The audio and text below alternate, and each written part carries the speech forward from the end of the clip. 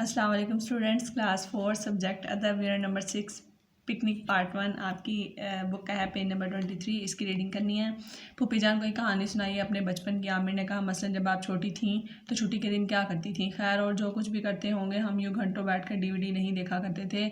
हमारे बचपन में ना तो TV था और ना DVD प्लेयर। वो बोली। आमिर ने हैरत से कहा, है DVD प्लेयर नहीं था तो वक्त कैसे गुजरता होगा?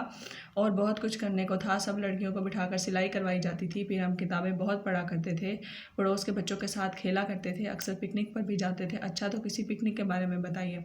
ऐसी तो कोई ख़ास बात नहीं थी हमारी पिकनिक में। हाँ, एक बात मुझे ज़रूर याद है। क्यों, क्या ज़्यादा मज़ा आया था? नहीं, बल्कि बिल्कुल मज़ा नहीं आया था।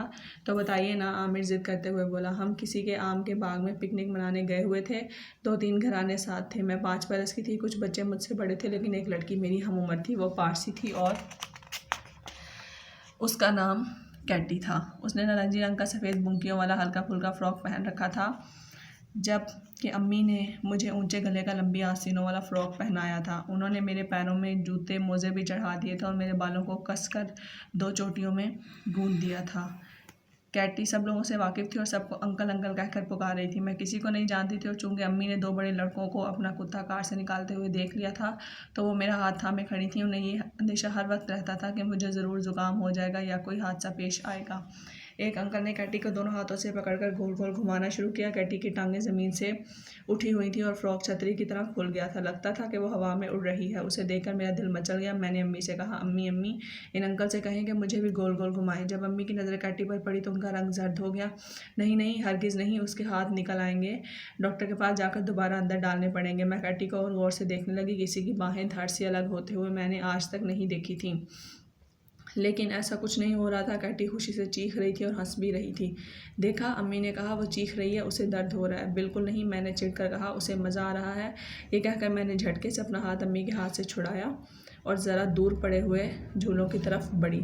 नेक्स्ट आ जाते हैं सिलेबस फाइल पर। सिलेबस फाइल का है page number 36, unit number 6 picnic part 1। इसके अल्फाज मायने करने हैं। अंदेशा, खौफ, पड़ोस, हमसायगी, थामना, हिफाजत करना, धड़, जिस्म, हादसा, वाक़या, सिलाई, कपड़े सीना, घराने, ख़ानदान, दिल में चलना, किसी चीज़ की ख्वाहिश करना, रंग जर्द होना, खौफतारी हो जाना, आस्तीनों, पूरी बाजू वाले कपड़े। आगे मिला के अल्फाज हैं। सिलाई, पड़ोस, घराने, हम उम्र, वाकिफ़, अंदेशा, थामना, हादसा, धड़, दिल में चलना, रंग जर्द होना, छुरी, बुंकियों वाला, गूंद दिया, नारंगी। ये मिला के अल्फाज हैं। नेक्स्ट अल्फाज जुमले। दिल, हादसा, पिकनिक, वाकिफ़, हम उम्र, किताबें, डॉक्टर। ये अल्फाज जुमले आपने अपनी सिलेबस फाइल के ऊपर ही लिखने हैं।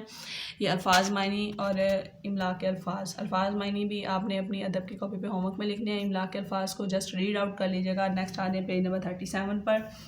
Question answers.